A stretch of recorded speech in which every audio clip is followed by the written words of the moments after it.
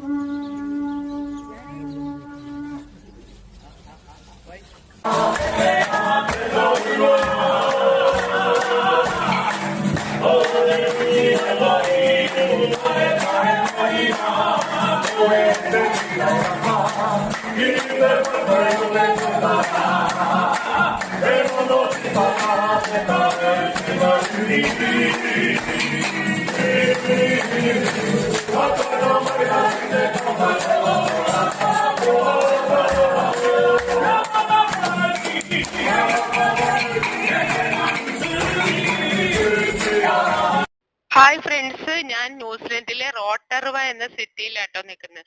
New Zealand എന്ന് പറഞ്ഞാൽ നമുക്കറിയാം ഓസ്ട്രേലിയ കോണ്ടിനെന്റിൽ പെട്ട ഒരു രാജ്യമാണെന്നും ഈ ന്യൂസിലൻഡിന്റെ ബോർഡർ എന്ന് പറഞ്ഞാൽ മുഴുവൻ ഓഷ്യൻ ആട്ടോ.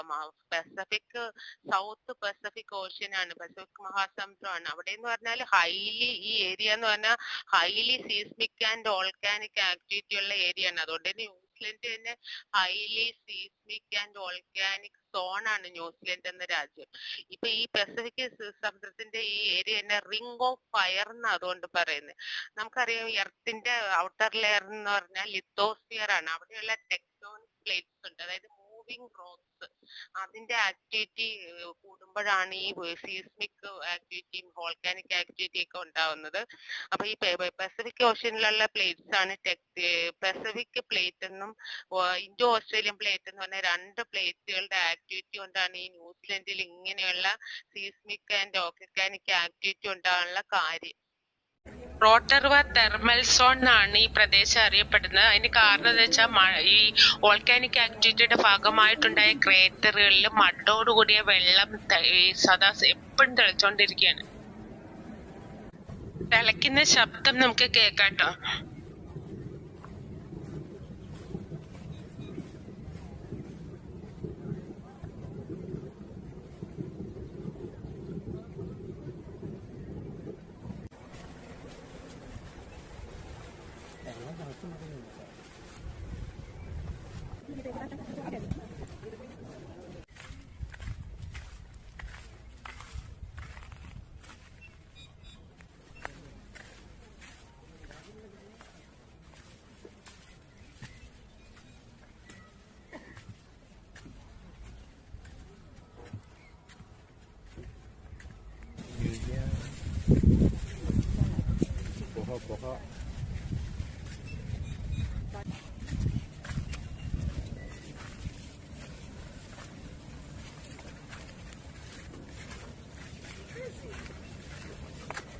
ന്യൂസിലൻഡിലെ ക്ലൈമറ്റിന്റെ പ്രത്യേകത കൊണ്ട് രാജ്യം മുഴുവൻ ഇങ്ങനെ പുൽത്തകിടിയിൽ മൂടിക്കിടക്കുക കേട്ടോ.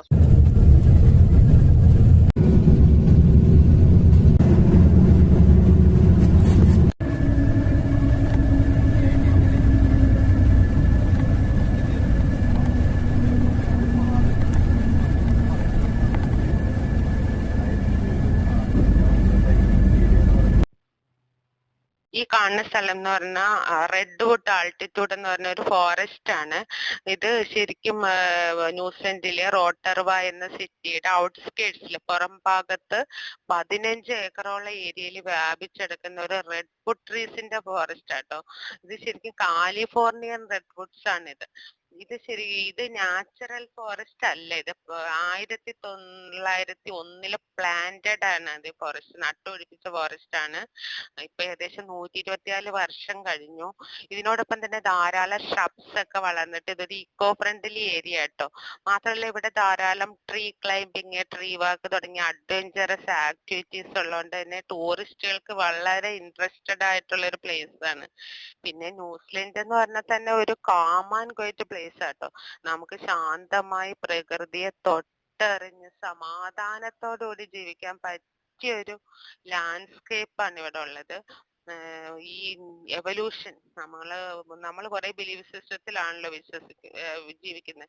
ഈ ശാസ്ത്രം നമ്മളെ പറഞ്ഞു തന്ന എവല്യൂഷൻ ശരിയാന്നുള്ള നമ്മൾക്ക് ശരിക്കും മനസ്സിലാകും. ഈ ന്യൂസിലൻഡിൽ വന്നു കഴിഞ്ഞാൽ അതാണ് ന്യൂസിലൻഡിന്റെ ഒരു പ്രത്യേകത എന്ന് പറഞ്ഞാൽ. മാത്രമല്ല ഇവിടെ ഇവിടുത്തെ ക്ലൈമറ്റ് കൊണ്ട് നാച്ചുറലായി ഗ്രാസ് ലാൻഡ്സ് ഇഷ്ടം പോലെയാണ്. അപ്പൊ അതുകൊണ്ട് തന്നെ ഇവിടുത്തെ പ്രധാന തൊഴിൽ കാറ്റിൽ ഫാമിംഗ് ആണ്. ഷീപ്പ്, കൗവ് അങ്ങനെ തുടങ്ങി. അതുമല്ല ക്വാളിറ്റി നാച്ചുറലായിട്ട് ഇവര് വളർത്തുന്നതാണ് കൊണ്ട് ക്വാളിറ്റി മിൽക്കും മാംസവും ഒക്കെയാണ് കിട്ടുന്നത് കേട്ടോ.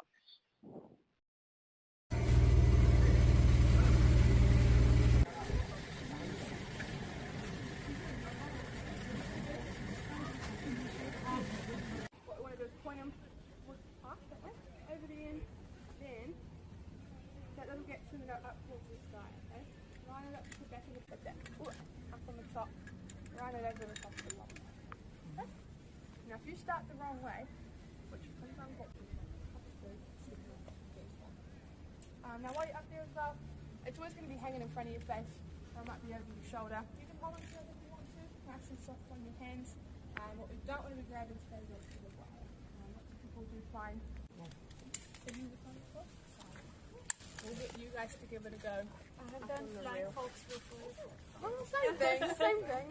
Just on a flying Yeah. fox. Yeah. Nice, that was perfect.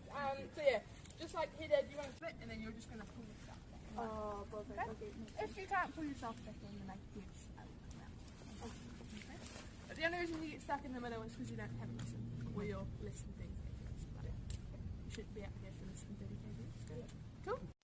ന്യൂസിലൻഡിലെ റോട്ടർവ എന്ന സിറ്റിയിൽ നിന്ന് ഒരു 10 മിനിറ്റ് ട്രാവൽ ചെയ്ത് നമ്മളിപ്പം അഗ്രോഡോം എന്ന് പേരുള്ള ഒരു ഫാം ലാൻഡിൽ എത്തിയിരിക്കുക കേട്ടോ. ഇത് ന്യൂസിലൻഡിലെ ഏറ്റവും വലുത് ഏറ്റവും ക്വാളിറ്റി ഉള്ള ഫാം ലാൻഡ് ആണ്. 350 ഏക്കർ ഏരിയയിൽ വ്യാപിച്ചെടുക്കുന്ന ഫാം ലാൻഡ് ആണ് കേട്ടോ. ഇവിടെ എന്ന് പറഞ്ഞാൽ ഇവിടെ നമുക്ക് ഒരു ഫാംസ് കാണാൻ പറ്റും. അതുകൂടാതെ ഒരു ഷോ ഉണ്ട് കേട്ടോ. ആ ഷോയും അതായത് ഈ ഷീപ്പിന്റെ ഒരു ഷോ ഉണ്ട്. അതായത് 200 പരം ബ്രീഡുകളുണ്ട് ഷീപ്പ്. അതിൽ കുറച്ച് പ്രധാനപ്പെട്ട ബ്രീഡുകൾ നമ്മളെ കാണിക്കും. അതുകൂടാതെ തന്നെ ഒരു ഷിയറിംഗ് എന്ന് പറഞ്ഞ പ്രോസസ്സ് ഉണ്ട്. ഷീപ്പിന്റെ വൂള് റിമൂവ് ചെയ്യുന്നതാണ്. അത് ചിലർ പറയും അതിങ്ങനെ ബുദ്ധിമുട്ട്, ഇതിനെ പിടിച്ച് ഇങ്ങനെ വൂളൊക്കെ വെട്ടുന്ന കാണുന്ന ഒരു വിഷമമെന്ന് പറയും. പക്ഷെ അത് കുഴപ്പമില്ല. അത് ഇയർലി ചെയ്യുന്ന ഒരു പ്രോസസ്സാണ് കേട്ടോ. അതിന്റെ വൂളെന്ന് പറഞ്ഞാൽ തണുപ്പിൽ നിന്ന് പ്രൊട്ടക്ട് ചെയ്യാനുള്ള ഇതാണല്ലോ. അപ്പൊ അത് സമ്മറിലാണ് ചെയ്യുന്നത്. അത് ഉടൻ തന്നെ നമ്മുടെ മുടിയൊക്കെ വെട്ടുന്ന പോലെ പെട്ടെന്ന് വളർന്നു വരും. അത് ചെയ്യുന്നത് നല്ലതാന്നാണ് പറയുന്നത് കേട്ടോ. 350ഓളം ഏക്കർ ഉള്ളതുകൊണ്ട് നമുക്ക് ഈ വണ്ടികളിൽ പോയിട്ട് ഫാം മുഴുവൻ കാണാൻ പറ്റും.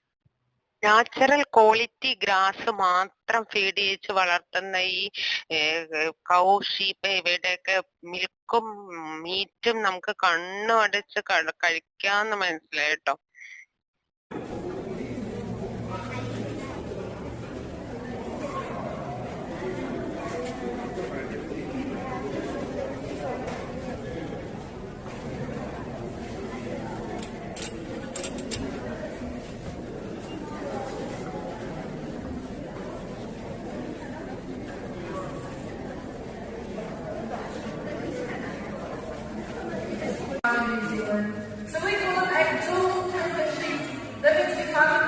things. We farm them for its meat, we farm them for its beautiful coastal.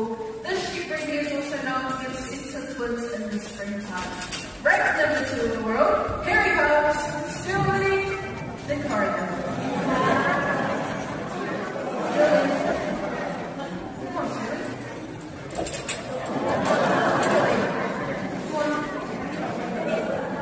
Good boy. Okay. The corridor. Yes. We got it. Okay. Now the corridor, he's a pretty naughty kid. Yeah? He must be Australian. Yeah? Okay. The corridor, he is a Kiwi. Okay? He is one of the first sheep breeds that we made in New Zealand. The corridor is a cross between the Merino and the Lincoln, who we will see very shortly. For now, we move on to the borders of Scotland. We have got Roman, the border lister. Roman here, we call him a prolific breeder. All that means 9 out of every 10 ewes, we get 6 of twins. Okay, that's what's the baby from. Alright, 2 different breeds now. The Creekwood, the Bullpup. The Creekwood, another sheep breed that we made in New Zealand. He is a cross between the border lister and the Romney. The Creekwoods, they are known to give 10 kilos of wool in a year. Right, that is quite a lot of wool. Right next to it, we have got the Bullpup. Now the Bullpup, he comes from South Africa. This is my favorite sheep of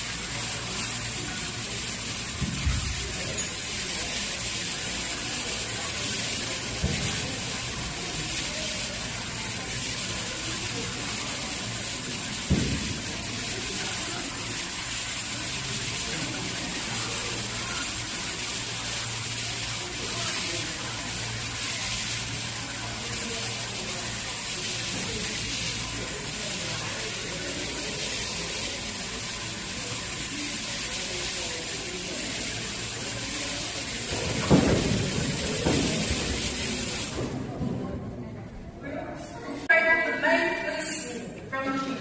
Okay, it sells for about $2 a kilo. Alright, I keep passing the list around. Alright, if you want to grab a little bit of wool, there's some extra people behind you. Grab some wool around between your hands. Okay, you're going to look for your skin. Alright, grab a piece, goes to the back. Yeah, this wool doesn't go very far. Alright.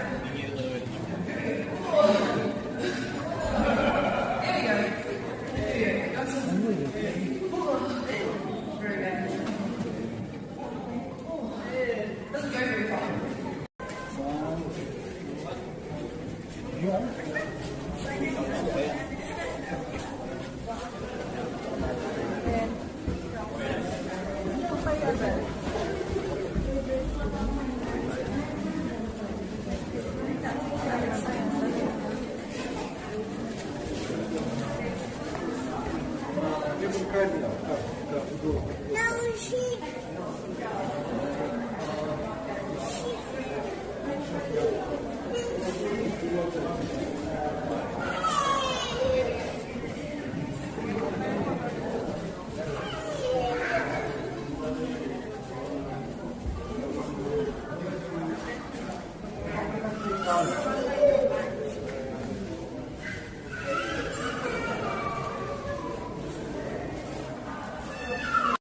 ഇവിടുത്തെ ക്ലൈമറ്റിന് പറ്റിയ assemble ചെയ്തെടുക്കാൻ പറ്റിയ slanting റൂഫുള്ള ground floor മാത്രമുള്ള വീടുകളെ കൂടുതലും cement structures കുറവാണ്. ഇവിടെ 24 ഹവേഴ്സും പ്രവർത്തിക്കുന്ന സെൽഫ് ഓപ്പറേറ്റഡ് പെട്രോൾ പമ്പ്സ് ആണുള്ളത്. കടലിൽ ബോട്ട് കിടക്കണുണ്ടോ? അപ്പൊ അത് ന്യൂസിലൻഡിലെ ആൾക്കാർ ബോട്ട് റെക്രിയേഷണൽ ആക്ടിവിറ്റീസ് ഫിഷിങ്ങിന് വേണ്ടി, ന്യൂസിലൻഡ് എന്ന് പറഞ്ഞാൽ സൗത്ത് പസഫിക് ഓഷനിൽ കിടക്കുന്ന ഒരു ഐലൻഡ് കൺട്രിയാണ്. അപ്പൊ അതിന് വേണ്ടി യൂസ് ചെയ്യും. അപ്പൊ ഗവൺമെന്റ് ഇതിനു വേണ്ടി അലൗഡ് ആയിട്ട് ഒരു എക്കോണമിക്കൽ പലർക്കും കൂടി ബോട്ട് ഓണർഷിപ്പ് ചെയ്യും. അങ്ങനത്തെ ഒരു ലീഗലി അലൗഡ് സിസ്റ്റം ഉണ്ട്. അതുകൊണ്ട് തന്നെ ഭൂരിഭാഗം ആളുകൾക്കും ആ രീതിയിൽ ബോട്ട് ഓണർഷിപ്പ് ഉണ്ട്. ന്യൂസിലൻഡിലെ ഓക്ക്ലാൻഡിലുള്ള വാറിൽ പങ്കെടുത്തവരുടെ മെമ്മറിക്കായിട്ടുള്ള ഒരു വാർ മെമ്മോറിയൽ മ്യൂസിയം കേട്ടോ ഇത്.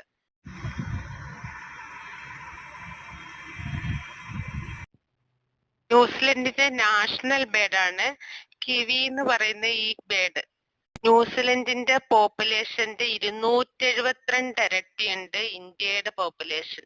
അതുപോലെ ന്യൂസിലൻഡിന്റെ ഏരിയയുടെ 16 ഇരട്ടി ഉണ്ട് ഇന്ത്യയുടെ ഏരിയ കേട്ടോ. ന്യൂസിലൻഡിലെ ലാസ്റ്റ് ഡേയിലെ ഡിന്നർ കേട്ടോ ഓക്ക്ലാൻഡിലെ ഇന്ത്യൻ ലോഞ്ച് എന്ന് പറഞ്ഞ ഈ റെസ്റ്റോറന്റിൽ നിന്നാണ് കഴിച്ചത്. പിന്നെ പിറ്റേ ദിവസം രാവിലെ താമസിച്ച ഹോട്ടലിൽ നിന്ന് ബ്രേക്ക്ഫാസ്റ്റ് കഴിച്ചിട്ട് പിന്നെ ഫ്ലൈറ്റിലായിരുന്നു ഫുഡ്. കോലാലംപൂർ വഴി കൊച്ചിയിലെത്തി.